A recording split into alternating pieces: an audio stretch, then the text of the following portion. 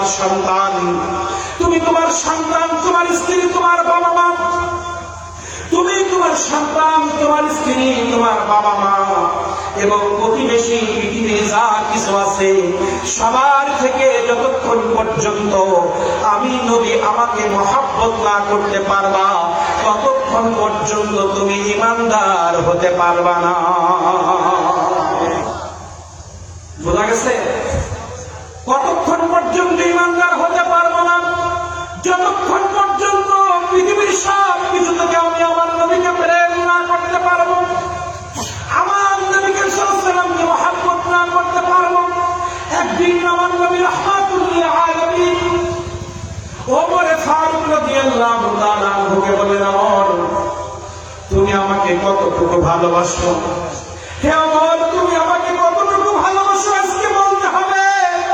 ওমর রাদিয়াল্লাহু তাআলা আনহু বললেন, হে রাসূল আমি আপনাকে অনেক লাভ করি, আমি আপনাকে অনেক প্রেম করি, আমি আপনাকে অনেক বেশি মহব্বত করি, অনেক বেশি ভালো আপনাকে আমি নবীবাসী।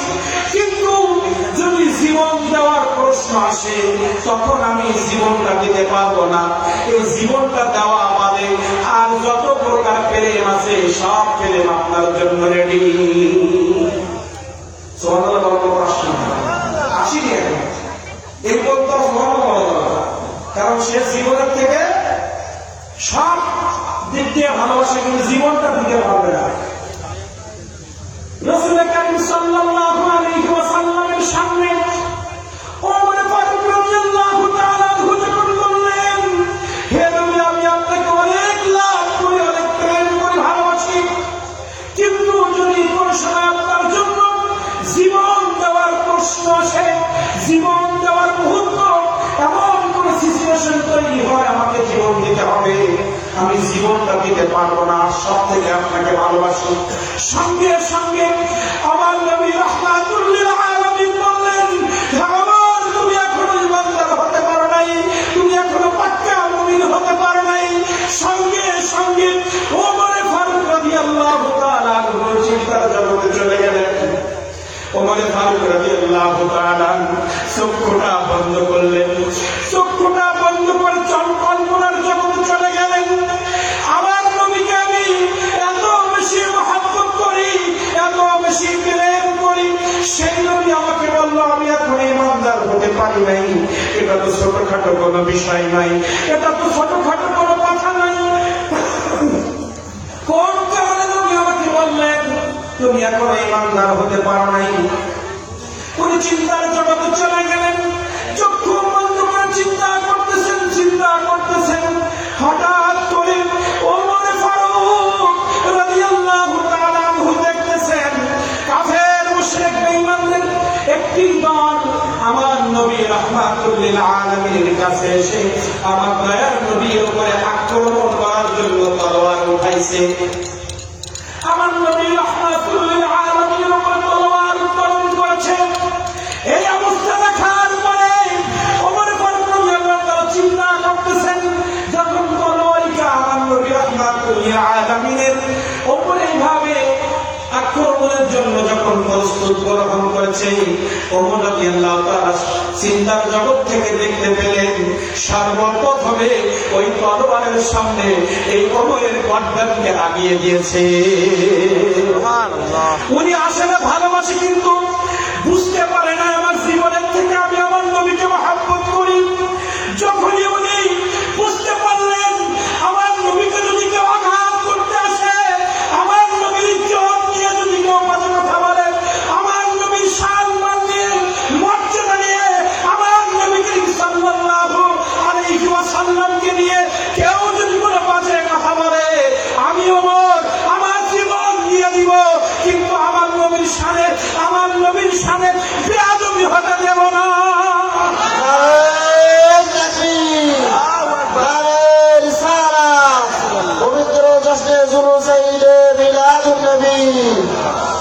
যখন বললেন আমি রাসূল কারীম সাল্লাল্লাহু আলাইহি ওয়াসাল্লামের সামনে এসে গেলেন, এসে বলছেন নবী, ও মায়ের নবী, ও জিন্দা নবী, হায়াতুল নবী, আমি ভুল করেছি, আমি বুঝতে পারি নাই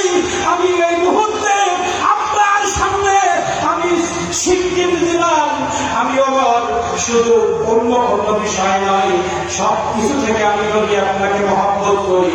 এমনকি আমি উম্মত আমার জীবনের থেকে আপনাকে আমি বেশি মহব্বত করি। তখন রাসূল করিম সাল্লাল্লাহু আলাইহি ওয়াসাল্লাম বললেন, সাদাক্তা ইয়া ওমর, হে ওমর তুমি সত্য বলেছো, এই মুহূর্তে তুমি ঈমানদার হয়েছো। এখন আসেন, এটা তো আমার নবী করিম সাল্লাল্লাহু আলাইহি ওয়াসাল্লামের বক্তব্য। আমার আল্লাহ তাআলা কি বললেন? কুল হে নবী আপনি বলেন, কুল হে নবী আপনি বলেন, ইন যদি কুনতুম পৃথিবীর মানুষগুলো চাই আল্লাহ, আমি আল্লাহ আমার সাথে প্রেম করবে, আমার সাথে ভালোবাসার সম্পর্ক করবে। কুল হে নবী আপনি বলেন, পৃথিবীর কোন একজন ব্যক্তি ইন কুনতুম তুহিব্বুনাল্লাহ, কোন একজন আমার বান্দা আমি আল্লাহ আমাকে যদি মহব্বত করতে চাই, আমি আল্লাহ আমার সাথে প্রেমের রশিদে আবদ্ধ হতে চাই, আমার সাথে আমার বান্দার এই প্রেমের কানেকশনের তার এখনো পর্যন্ত আমার সাথে জোড়া লাগে নাই। দেখেন, আমরা নবীকে মাইনাস করলে প্রেমের তার আমাদের আল্লাহর সাথে থাকবে না। আমি যতই হাত করি আল্লাহ আমার হাত নেবে না, আমি যতই আন্দোলন করি কাজ হবে না। আমার নবীকে যদি খুশি না করতে পারি, দুনিয়া সব জয় করবেন, ক্ষমতা আপনার হাতে আসবে, পাওয়ার আপনার হাতে আসবে, অর্থ আপনার হাতে আসবে, সব কিছু আপনার থাকবে, কিন্তু আল্লাহর সাথে আপনার কানেকশন থাকবে না। আল্লাহ তাআলা বললেন, কুল হে নবী আপনি বলেন, ইন যদি কুনতুম তুহিব্বুনাল্লাহ, পৃথিবীর কোন একজন ব্যক্তি যদি আমি আল্লাহ আমার সাথে প্রেম করতে চাই, আমি আল্লাহ আমার সাথে মহব্বতের সম্পর্ক করতে চাই, তারা যদি চায় আমার সাথে মহব্বতটা কন্টিনিউ হবে, এইভাবে লেগে থাকবে, যা চাইবে তাই পাবে, যখন ডাকবে তখন আমি শুনবো, এই যদি তারা চায়, আপনি বলেন ফাত্তাবিউনি, তারা যদি আমি আল্লাহ আমাকে ভালোবেসে থাকে, ভালোবাসা একতরফা হয় না। আমি বসিরুর মামাকে বললাম, মামা আমি আপনাকে অনেক ভালোবাসি, কি বলবেন, আমি আপনাকে অনেক ভালোবাসি, আমার ভালোবাসা আমার কাছে গেল, কিন্তু উনি আমাকে ভালোবাসে কিনা আমি জানি না।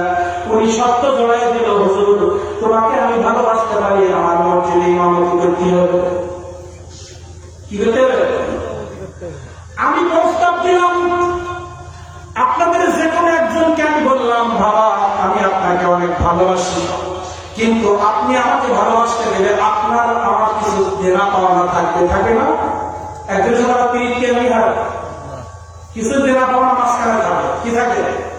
কিছু দেনা পাওনা ছাড়া প্রেম হয় না। আপনার প্রেম হয়েছে কেন? কিছু পেয়েছেন কোথায়? না পাইলে যাইতেন, পিটালেও যাইতেন না। বাঙালি আমরা, না পাইলে কোথাও যাই না, পাইলে যায়, ঠিক না? তাহলে আল্লাহ তাআলা বলেন, আমার কাছে তুমি আমার ভালোবাসো, তুমি আমাকে ভালোবাসো, ঠিক আছে, কিন্তু আমি তোমাকে ভালোবাসি কিনা একটা যাচাই হবে। কি হবে?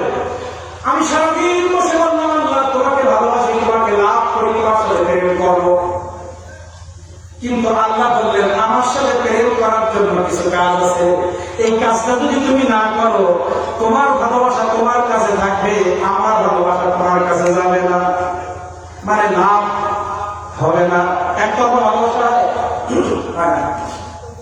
তা আল্লাহ তাআলা বলেন, কুল হে নবী আপনি বলেন, ইন কুনতুম, তারা যদি চাই তুহিব্বুনাল্লাহ, আমি আল্লাহ আমার সাথে ভালোবাসতে, আমাকে ভালোবাসতে চাই, আমার ভালোবাসার দাবিতে তারা যদি সত্যবাদী হতে চায়, ফাত্তাবিউনি, আপনি নবী আপনাকে যদি তারা ভালোবাসতে পারে, আপনি নবী আপনার সুন্নতের ইত্তেবা যদি তারা করতে পারে, ফাত্তাবিউনি মানে নবীর গোলামি করা, নবীর ইত্তেবা করা, নবী করিম সাল্লাল্লাহু আলাইহি ওয়াসাল্লামের সাথে মহব্বত করা।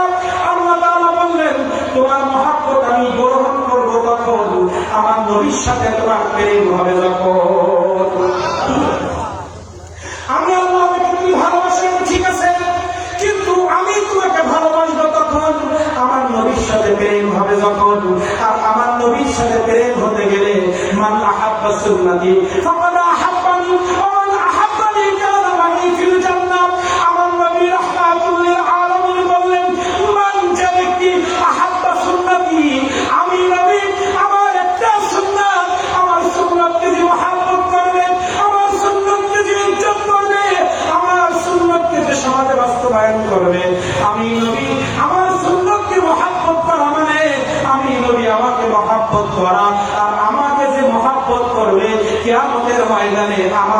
জান্নাতে থাকবে। এই যে একটা দিয়ে উদাহরণ দিই, এটা যদি রাসূল করিম সাল্লাল্লাহু আলাইহি ওয়াসাল্লামকে মহব্বত করে রাখতে পারেন, আপনার সাথে আল্লাহর প্রেম হয়ে গেছে।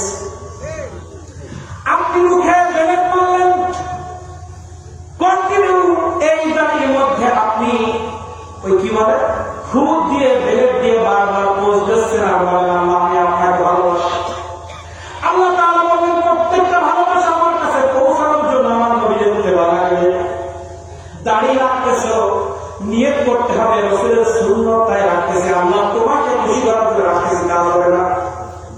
কোরআন মাজিদের আয়াত তাহকিক করে করে বুঝতে হবে। আল্লাহ তাআলা বললেন তুমি আমাকে খুশি করার জন্য তুমি দাঁড়িয়ে রাখতে হবে না, আমার নবীর সুন্নাত হিসাবে তোমাকে দাঁড়িয়ে রাখতে হবে, তাহলে আমি আল্লাহ সেটা গ্রহণ করবো। আরো বলেন পকেটে করে নিয়ে যান। আল্লাহ তাআলা বললেন মাইয়ুতি'র রাসূল ফাকাদ আতা আল্লাহ ইয়া আইয়ুহাল্লাযীনা আমানু আতিউল্লাহ ওয়া আতিউর রাসূল। আল্লাহ তাআলা আমার রাসূল কারীম সাল্লাল্লাহু আলাইহি ওয়াসাল্লামের শান মানিয়ে 1400 জায়গায় কোরআন মাজিদে আলোচনা করেছেন। নামাজ সম্পর্কে 82 জায়গায়, জিহাদ সম্পর্কে 42 জায়গায় কথা বলেছেন, পিতামাতা সম্পর্কে 10 থেকে 15 জায়গায় কথা বলেছেন, নামাজের সম্পর্কে 82 জায়গায় কথা বলেছেন, যাকাত সম্পর্কে 10 থেকে 15 জায়গায় কথা বলেছেন। কিন্তু রাহমাতুল লিল আলামিন দয়ার নবী রাহমাতুল লিল আলামিন সম্পর্কে 1 নয় 2 নয় 100 নয় 500 নয় 1400 জায়গায় আমার নবীজিকে নিয়ে আল্লাহ কোরআন মাজিদের মধ্যে ওয়াজ করেছে। 1400 জায়গায় আমার নবীকে নিয়ে আল্লাহ তাআলা ওয়াজ করেছেন, নবী চিনানোর জন্য ওয়াজগুলো করেছেন। আল্লাহ তাআলা বললেন তোমরা পৃথিবীর মধ্যে আমার গোলামি করবা, এটাই তো স্বাভাবিক, কারণ আমি তোমাদের রব, আমি আল্লাহ তোমাদের মালিক, তোমাদের সন্তান দেওয়ার মালিক আমি, তোমাদের রিজিক দেওয়ার মালিক আমি, তোমাদের জীবনের মালিক আমি, তোমাদের মসজিদের মালিক আমি, তোমার মাদ্রাসা করেছ তার মালিক আমি, তুমি যে চাকরি পেয়েছ এই চাকরির মালিক আমি, তোমার যে ব্যবসা প্রতিষ্ঠান রয়েছে সব ব্যবসার প্রতিষ্ঠানের মালিক আমি আল্লাহ, তুমি যে পৃথিবীতে আসো তোমার মালিক আমি আল্লাহ, তুমি যে বিবাহ করেছ তোমার স্ত্রীর সৃষ্টিকর্তা আমি আল্লাহ, তোমার যে সন্তান দুনিয়ার জমিনে আছে এই সন্তানের মালিক আমি আল্লাহ। কিন্তু জেনে রেখো ওই সন্তানের মালিক আমি, তোমার মালিক আমি, মসজিদ কায়েম করেছ তার মালিক আমি আল্লাহ, তুমি বিবাহ করেছ তোমার স্ত্রীর মালিক আমি আল্লাহ, তোমার সন্তান হয়েছে তোমার সন্তানের মালিক আমি আল্লাহ। কিন্তু মনে রাখবা পৃথিবীর ইঞ্চি ইঞ্চি মাটি, একটা ইঞ্চি মাটি নাই যে মাটির মালিক আমি আল্লাহ নই। পৃথিবীতে 40,000 থেকে 80,000 মাখলুক আমি সৃষ্টি করেছি, প্রত্যেকটা মাখলুকের সৃষ্টিকর্তা আমি আল্লাহ, মাছের সৃষ্টিকর্তা আমি আল্লাহ, গাছের সৃষ্টিকর্তা আমি আল্লাহ, জিনের সৃষ্টিকর্তা আমি আল্লাহ, ফেরেশতার সৃষ্টিকর্তা আমি আল্লাহ, চন্দ্রের সৃষ্টিকর্তা আমি আল্লাহ, আকাশের সৃষ্টিকর্তা আমি আল্লাহ, সূর্যের সৃষ্টিকর্তা আমি আল্লাহ, পুকুরের সৃষ্টিকর্তা আমি আল্লাহ, জমিনের সৃষ্টিকর্তা আমি আল্লাহ, আসমানের সৃষ্টিকর্তা আমি আল্লাহ, মসজিদের সৃষ্টিকর্তা আমি আল্লাহ, মাদ্রাসার সৃষ্টিকর্তা আমি আল্লাহ, রাস্তার সৃষ্টিকর্তা আমি আল্লাহ, পৃথিবীর সবার মালিক আমি রব্বুল আলামিন। কিন্তু ওই সৃষ্টির মধ্যে বরকত দিবে রাহমাতুল লিল আলামিন।